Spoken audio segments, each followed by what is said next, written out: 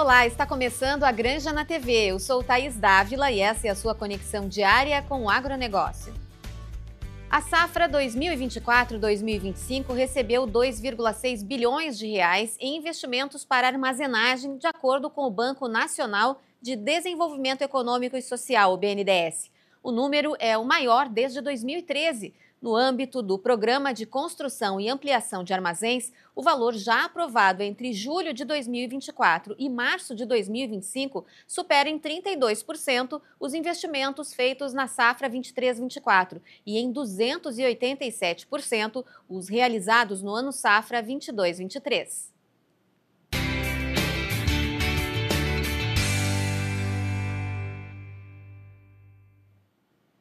Uma das provas mais importantes da raça crioula, o Bocal de Ouro, aconteceu nesse fim de semana em Esteio, no Parque de Exposições Assis Brasil. A prova, que seleciona animais inéditos para a grande final do Freio de Ouro, que acontece na Expo Inter, teve arquibancadas lotadas na Arena do Cavalo Crioulo. Quem nos conta como foi a prova é André Rosa, presidente da Comissão de Provas Funcionais da BCC. Tudo bem, André? Tudo bem. Bom, queria começar contando um pouquinho a importância do bocal, porque o Bocal de Ouro é essa prova que seleciona apenas animais inéditos, ou seja, que nunca participaram das provas do Freio de Ouro, acaba sendo uma prova com favoritos lá na final, né, André? Há muitos anos a gente vem consolidando o Bocal de Ouro como a prova mais importante do ciclo. Do Bocal de Ouro tem saído os grandes favoritos ao Freio de Ouro na Expo Inter, né? E esse ano não foi diferente. Tivemos um Bocal de Ouro com médias altíssimas, com alternância de posições desde quinta-feira, com médias morfológicas bastante importantes, condizentes com o momento atual, onde a gente conseguiu que grandes finalistas, grandes cavalos viessem à final, grandes éguas viessem à final, desempenhando todo o potencial morfológico e funcional, que culminaram, como eu já disse, em médias altas, com grande público, com excelentes animais candidatos, postulantes ao Freio de Ouro. Bom, só para quem está nos assistindo, a gente está numa emissora de TV aberta, nem todo mundo às vezes conhece o Freio de Ouro e a sua importância para a raça, né? Para a gente explicar, tudo é um grande funil que termina com os grandes vencedores lá durante a Expo Inter. Mas no Bocal de Ouro, esses animais que nunca participaram antes das provas, que você disse que vem sendo, né, consolidado aí ao longo dos anos como os favoritos, isso traz uma valorização para as cabanhas também, e isso vai se carregando ao longo do tempo, né, André? É o primeiro teste funcional. O Freio de Ouro, ele não é mais uma prova para a BCC, né? O Freio de Ouro é uma ferramenta de seleção para os criadores, né? É uma prova que a gente inicia com um movimento morfológico, né? Onde 48 machos e 48 fêmeas se perfilam e são apresentados de acordo com a sua idade. Então, entra em pista o box 1, que vai ser o cavalo ou a égua mais nova da prova. São dados notas morfológicas, das 48 machos e 48 fêmeas. Em seguida, eles participam de 3 dias de 8 movimentos funcionais bastante consistentes, que começam pela definição das andaduras e vão até o movimento do que esses cavalos retratam nas suas propriedades, né? Na lida do campo. No movimento da lida do campo. Culmina com uma final, com uma prova de paleteada, onde esses animais, para quem não sabe como funciona a paleteada, esses animais têm um movimento efetivo com o gado, né? E a gente termina com 16 finalistas, onde 8 desses animais participam da maior prova da raça crioula, que é o Freio de Ouro, na Expo Inter, no final de semana de setembro. Bom, em termos de valorização, né, que a gente vê que essa seleção que você fala que é feita, ela se reflete também em toda a história do afixo daquela cabanha. Tudo que ele produz lá, a partir de vencer uma prova como um bocal ou como um freio de ouro, passa a ser visto com outros olhos a descendência daqueles animais também, né, André? É a reafirmação da genética, né? Se a gente for pensar que esses animais passam em prova, um final de semana, a gente tem que pensar que esses animais foram submetidos a treinos exaustivos para conseguir estar à disposição naquele momento, né? Então, essas genéticas são postas à prova desde o primeiro dia que são domados. Esses animais são apresentados em torno de 5, 6 anos, esses animais passaram por um processo de doma, esses animais passaram na sua grande maioria, por uma confirmação morfológica em várias outras pistas, em peneiras morfológicas nas mais variadas etapas do campeonato, do circuito de morfologia do processo, e tem no bocal de ouro e no freio de ouro a certificação de que tem uma genética consistente morfofuncional, que é o que a gente alia como tripé, que a gente concilie a morfologia e a função nessa das provas, que é considerada o maior tripé de seleção da raça crioula, que é o freio de ouro. Bom, agora falando um pouquinho dos resultados desse fim de semana. A gente teve aí, claro, uma predominância de animais de cabanhas gaúchas, mas o grande vencedor aí nas fêmeas, pelo menos, foi uma cabanha uruguaia, é isso? Sim, a gente tem esse massivo investimento de outros países, de outros estados, e a gente sempre fala em conjunto, né? É uma égua uruguaia, vamos dizer assim, de proprietários uruguaios, mas uma égua brasileira, com ginete brasileiro, de uma equipe formada de uruguaios brasileiros, e essa miscelânea de conjuntos que a gente consegue produzir na cadeia, né? A gente tem excelentes cabanhas argentinas, excelentes cabanhas uruguaias, a gente tem um dos maiores ícones da raça crioula, que é o Colibri Matreiro, que é um cavalo uruguaio, já nessa mescla, né? Um cavalo uruguaio treinado por um brasileiro. Então, eu acho que esse norte de apaixonados, de profissionais do processo, que dão o tom que a gente tem hoje atualmente. Bom, e entre os vencedores nos machos, o que você destaca aí dos nomes que compuseram o pódio nesse domingo, André? A gente fica contente de ver genéticas que a gente via há muito tempo atrás em pistas morfológicas. Hoje, a gente vê cavalos novos que se consagraram no ciclo morfológico, conseguindo alcançar posições importantes funcionalmente também, né? Isso mostra tanto os finalistas, os 16 finalistas de domingo, nós tínhamos 7, 8 animais com morfologias consistentes e que passaram por as etapas morfológicas do processo entre classificatórias, entre prévias, entre morfologias da Expo Inter, e foram animais muito bem colocados. Tu vê esses animais conseguindo desempenhar as provas que a gente tanto cobra, né? É extremamente gratificante e nos mostra que o processo caminha para a consolidação do que a gente tem feito, não só nas provas funcionais, mas também nas seletivas morfológicas do processo. Essa consolidação é extremamente importante, a gente precisa não só cobrar que esses animais sejam enquadrados morfologicamente dentro do que a gente precisa, mas que esses animais consigam desempenhar aquilo que a gente cobra. Então, esse momento, o momento que a gente se encontra, e a gente vem numa crescente bastante importante, eu acho crucial de reafirmação, de afirmação do processo, isso é muito importante. Pois é, o criador de cavalo crioulo já não precisa mais escolher se ele vai direcionar um animal para morfologia ou para funcionalidade. Hoje ele pode ter um animal completo ali dentro do que se tem evoluído na raça, André. É o conjunto, né? A gente sempre foi essa perspectiva. A gente às vezes demora a provar um cavalo que sofreu um alto grau de exigência, que trabalhou pesado, que participou de bastante exposições morfológicas. Esse animal, às vezes, quando chega a entrar numa pista do freio de ouro, é constante.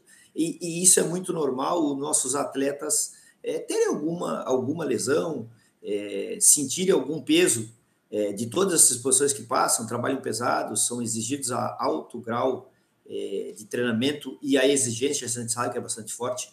Então, tu conseguir conciliar e a gente ter essa gama de cavalos de morfologia alta chegando ao pódio é extremamente importante para a gente reafirmar que o processo ele é seletivo, sim, ele é exigente, sim, mas ele consagra tanto a morfologia quanto a função nessa união que a gente tanto busca morfofuncional, que são as provas do bocal de freio de ouro. Muito bem. Agora, para a gente encerrar rapidamente, como é que é o cronograma até chegar na finalíssima do freio na Expo Inter? Nós temos mais 2 classificatórias em solo rio-grandense, nós temos uma classificatória internacional no Uruguai, a próxima classificatória, próximo final de semana agora, a classificatória internacional no Uruguai. Depois a gente tem a Gaúcha Sul, a Gaúcha Norte, uma classificatória no estado de Santa Catarina, uma classificatória no estado do Paraná, e voltamos todos por uma grande peneira entre todos os animais que não galgaram a classificação ainda. A gente vai ter a última classificatória, que é a classificatória aberta em esteio. Muito bem. Obrigada, André. Parabéns pelo trabalho aí. Foi bonita a festa no fim de semana. A gente acompanhando as imagens, as arquibancadas lotadas. Parabéns pelo trabalho e vamos seguir acompanhando aí o progresso da escolha dos grandes campeões que virão em esteio. Muito obrigado a vocês pela cobertura, muito obrigado a todos os criadores e amantes do cavalo que estiveram presentes no parque, foi maravilhoso ver aquele parque cheio, nós tivemos mangueiras e arquibancadas cheias, como se fosse a final do Freio de Ouro. Sim. E é estimulante e gera uma grande expectativa para que a gente tenha uma Expo Inter ainda mais bonita e cada vez mais cheia de alegria para esse povo que tanto sofreu e tanto espera que a gente consiga trazer grandes animais ao palco do Freio de Ouro na Expo Inter em 2025. Obrigada, valeu, até a próxima. Um abraço.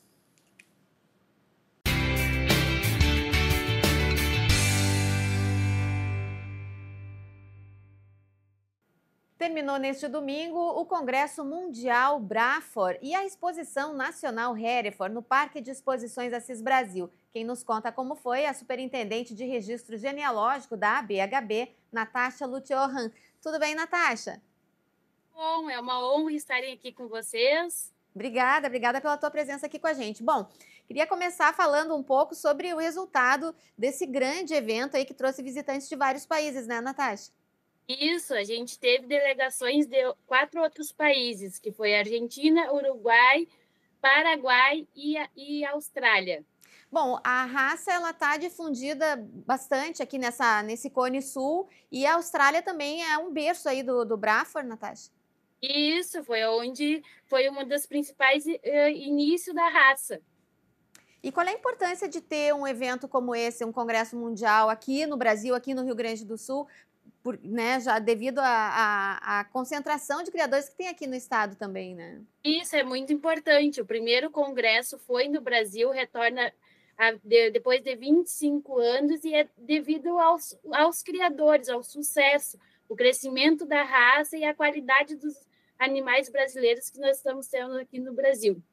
Bom, o evento, o Congresso Mundial, começou com uma gira. Explica para quem está nos assistindo e não conhece essa nomenclatura. A gira técnica são eventos aí que se visita propriedades. Conta para nós.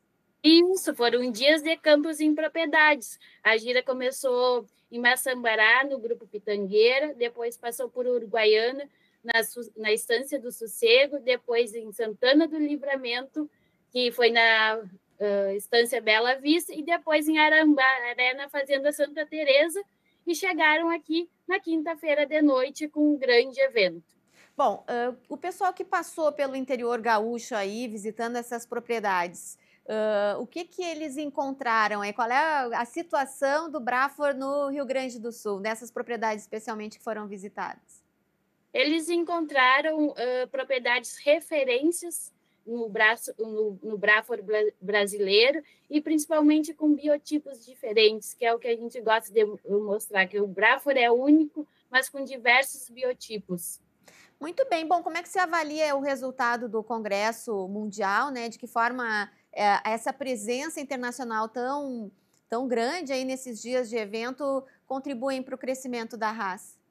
Sim, a gente se sentiu muito privilegiados dessa presença internacional e também da presença de todo o Brasil aqui no nosso congresso. Foi um evento intenso, movimento, nós apresentamos, e além de toda a organização do evento, qualidade nos nossos animais. Foi um evento que superou todas as nossas expectativas. Que bom, sucesso para vocês então e que a raça Brafor e Hereford, que são tão tradicionais aqui no Rio Grande do Sul, ganhem cada vez mais espaço. Obrigada, Natasha. Merece. Tchau, tchau. Tchau, tchau. A Granja na TV faz um rápido intervalo. Em seguidinha a gente volta com outras informações. Até já.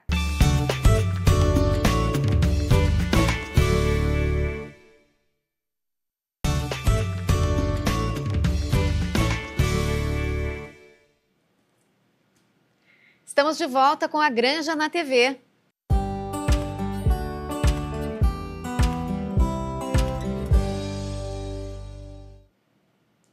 Segunda-feira é dia de acompanharmos as movimentações de mercado de grãos e da economia com Gabriel Souza, analista da plataforma Grão Direto. Tudo bem, Gabriel? Olá, Thaís, tudo bem? Bom, a gente está aí com a colheita de soja concluída, já algumas áreas colhendo milho. Como é que está a armazenagem no Brasil? De que forma isso interfere aí na rentabilidade e na liquidez do produtor? Realmente é um fato bem complicado nessa questão de armazenagem do Brasil. O Brasil, historicamente, tem um déficit de armazenagem e esse ano, né, com essa superprodução, juntando com esse fato de estar atrasado com relação às exportações, isso gera um gap ainda maior com relação ao que a gente precisa armazenar. E agora acaba comprometendo, né, visto a safrinha, que está logo na cara, então acaba precisando armazenar ainda mais e a capacidade estática do Brasil não dá conta, né? Então isso acaba comprometendo diversas pontas e uma delas é o preço agora. Então os preços podem ficar refém dessa questão de armazenagem. Então um problema de armazenagem acaba deixando mais grão disponível, né, para venda agora spot, e isso acaba pesando ainda mais nos preços. Pois é, o ano passado e nos anos anteriores, e é um histórico recente aí do Brasil já há bastante tempo, se tem aí, por exemplo, grãos armazenados a céu aberto, naquelas lonas, isso aí pode trazer problema para a qualidade desse produto e para a logística em geral do Brasil, né, Gabriel? Com a safra de milho já sendo colhida em alguns lugares, a gente deu aí na abertura do programa uma nota falando do investimento do BNDES, por exemplo, para a área de armazenagem, mas não é um investimento que vai resolver o problema da safra 24-25, né? Exatamente, né? A questão de armazenagem ela é bem complexa. Você citou muito bem ali que o silo bag acaba sendo uma alternativa, né, para armazenar os grãos, ao invés de deixar exposto, né? Tem um problema sério de qualidade e tudo mais, mas o silo bag ele tem algumas limitações, né? Acaba sendo um custo mais baixo, uma maneira ali de ser um escape, né, para conseguir armazenar esses grãos no curto prazo. Porém, agora com esses incentivos a gente pode pensar com relação às próximas safras, né? A gente sabe que a estrutura, né, em si de um silo não é tão fácil, né? Não é do dia para a noite que é construído, e também tem a questão de toda a viabilidade, né? Porque um silo ele dá alguns custos, tem alguns custos que precisa ser colocado na ponta do lápis.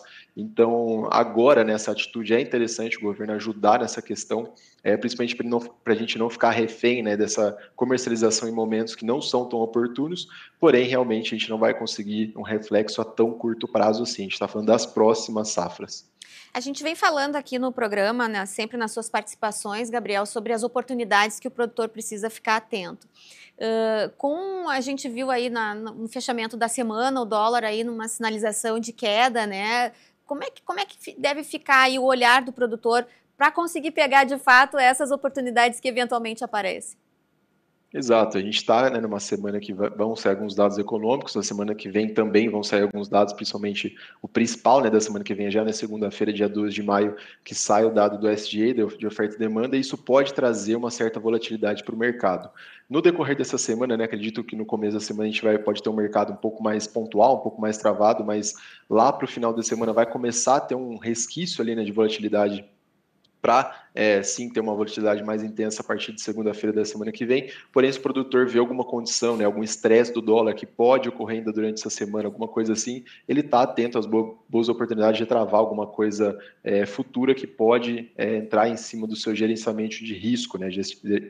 O produtor tem que ficar atento, né? Gestão de custo e gerenciamento de risco. Então, ele aproveitando essas volatilidades de mercado, né, vendo se a margem dele está saudável, comercialize, porque você não fica especulando com o físico, né? Hoje a gente tem um ponto que a gente veio conversando aí de questão de armazenagem. O produtor especular com o físico acaba sendo ainda mais perigoso. Tá porque arriscado, claro. Exato, ele tem o custo de armazenagem, ele tem o custo de carregar esse grão até lá na frente, pode ter uma desvalorização que acaba impactando ainda mais na sua margem de lucro. Bom, a gente falando sempre aí, abordando com esse olhar aí para a conjuntura mundial, porque é bem importante para o produtor, especialmente dessas grandes commodities aí. A gente teve uma calmaria aí naquela tensão entre China e Estados Unidos. Na semana passada, a China dizendo que pela primeira vez que compraria os grãos que eram dos Estados Unidos do Brasil.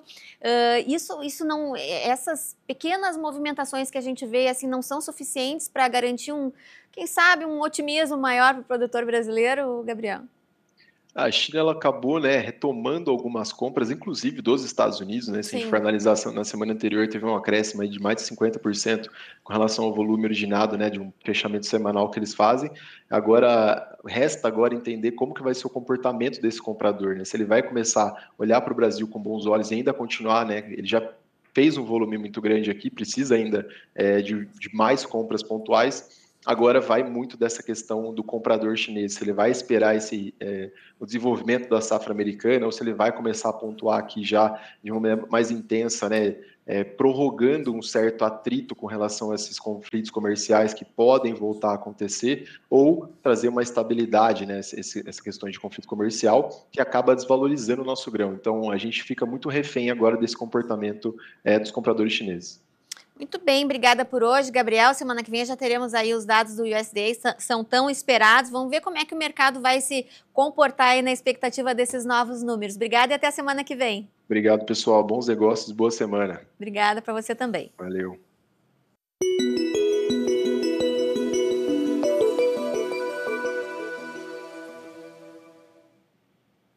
Hoje é segunda, dia de conversar também com o João Castro, meteorologista e diretor da Ignitia Weather para a América Latina, que hoje está um pouquinho distante de nós. Por onde é que tu anda, João? Tudo bem por aí?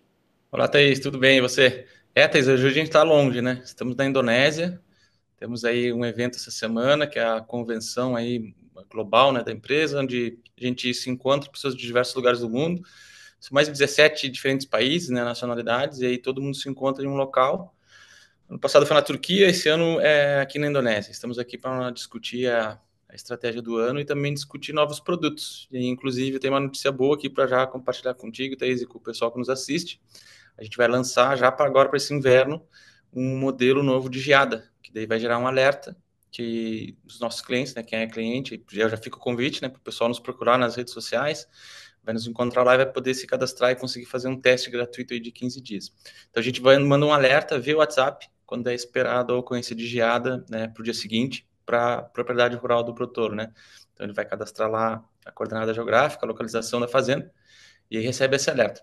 Esse alerta de geada, Thaís, olha que legal, ele é um fruto de uma demanda que a gente gerou na convenção do ano passado. Então, como a empresa trabalha toda remota, né, a gente em tudo que é lugar do mundo, esses momentos de estar todo mundo junto eles são importantes porque a gente consegue ter aquele momento de ter o tete a tete, né? De ter ficar junto e botar pressão e fazer sugestões, exigir coisas novas. Essa é uma das coisas que eu já pedi no ano passado. E trazer o que, na verdade, é a necessidade de quem está lá na ponta, né? Esse tipo de informação é fundamental, especialmente para o pessoal da fruticultura, né, João? Exatamente, é uma informação essencial e que já vai ajudar muita gente nesse ano já, né? A gente já perdeu um evento de geada que teve, né, na semana passada, aquele frio todo que aconteceu e chegou a temperaturas até extremas aí de -2, -3 graus e deu geada em alguns pontos na serra. Eu queria que o modelo já tivesse sido lançado para a gente conseguir detectar, mas não ficou pronto a tempo. Mas eu acho que já na semana que vem a gente vai ter esse alerta aí para espalhar aí para os nossos clientes. Que maravilha, João. Boas novas, então, aí para a tecnologia ajudando a vida do produtor. Agora, falando aqui para o nosso Rio Grande, Amado, quais são as expectativas para a semana? Pois é, Thaís, eu levantei hoje, né, para o pessoal que está nos acompanhando aí agora, que para mim é 10 para 7 da manhã. Então, muito, muito, muito cedo. E daí eu estava acompanhando logo cedo aqui as informações da tendência da semana. E eu logo pensei, olha, a gente vai ter que achar um jeito de falar com o pessoal hoje, vamos chamar a Thaís, vamos dar um jeito. Por quê? Tá? É porque o que está apontando, né, Thaís? Não quero aqui fazer drama para o pessoal ficar todo mundo assustado, mas existe aí uma certa já convergência, vamos dizer assim. Eu olhei 4 sistemas diferentes, 4 modelos diferentes. Todos eles apontam para um evento de precipitação extrema a partir de quarta-feira. Então, gradualmente vai começar a subir a temperatura. Nós devemos chegar a temperaturas até 27, 28, perto de 30 graus lá no noroeste do estado, até a quarta, quinta-feira por ali. A partir de quarta, o que vai acontecer? Tem aquele sistema que eu falo aqui seguidamente, né? Aquela baixa pressão que se forma ali no norte da Argentina, no Paraguai. Essa baixa pressão ela vai estar associada a outros sistemas que vão estar atuando que vão trazer muita umidade. Então, o pessoal aí no Rio Grande do Sul vai sentir aquele calorão, aquele vapor, um ambiente muito quente, e aí isso aí vai acabar com a atuação de uma frente fria que vai estar lá longe no oceano, bem longe mesmo, mas tudo isso aí é um sistema complexo, né, que eles se conversam. Isso tudo vai resultar aí, Thaís, a partir de quarta-feira, de quarta até segunda, chuvas bastante elevadas. Eu diria especialmente ali na quinta, sexta, já ter os volumes mais acentuados, aí decorrendo aí também no sábado e no domingo. O que se espera em termos de volume, Thaís? Então, modelos, eles estão falando aí chuvas acima de 100 milímetros. A gente está falando de 140 milímetros, 170 milímetros acumulados ali na janelinha que eu preferi olhar no modelo, que era entre quarta e segunda-feira. Pode ser eventualmente que a chuva fique mais concentrada num dia ou no outro, mas daí eu dou sempre aquele recado para o pessoal ficar atento aí, acompanhando a previsão do tempo. O que muda, Thaís? O que tem de diferença entre os modelos, tá? A localização dessas grandes áreas de chuva forte. Então, alguns modelos, os que eu mais confio especialmente, colocam essa chuva espalhada em todo o estado, pegando toda a zona sul, pegando a região central e pegando lá o oeste do estado. São Borja, aí se descer um pouco, Uruguaiana, tudo isso aí. Com volumes ali bastante elevados, acima de 100 milímetros somados, né? Ali entre quarta até domingo, tá? Mas existem outros modelos, Thaís, que botam essa chuva mais acumulada, mais concentrada na zona sul, na campanha, tá? Então não atingiria lá o noroeste. O que eu quero dizer com isso aqui, Thaís, é o seguinte: é uma chuva volumosa, não estamos falando de desastre de nada. É chamar a atenção para o pessoal que está colhendo, tá? Então, um grande ponto é esse. Sim. Como é uma chuva muito volumosa, o pessoal que está com área pronta para ser colhida e que eventualmente ainda não colheu, ou por alguma razão, seria super importante conseguir agilizar essa operação agora entre segunda e terça-feira. Porque se essa chuva chega ali na quinta-feira, digamos, e chover esses 100 milímetros mesmo, toda a operação de campo vai ficar inviabilizada em vários dias, além do problema que a própria umidade sobre, né, as áreas que estão prontas, né, pode causar, né, em termos de qualidade de grão. Então ainda tem colheita acontecendo no estado, né? Então é importante o produtor estar programado, sabendo que tem esse evento aí de chuva volumosa mais ali para o fim da semana e tentar antecipar tudo que pode em termos de operação agora no início, né, Thaís? Tá certo, então, João, obrigada pela participação, bom trabalho aí na Indonésia e até a semana que vem. Tá certo, Thaís. Tchau, tchau. Obrigada. A Granja na TV de hoje fica por aqui, a gente volta amanhã. Até lá.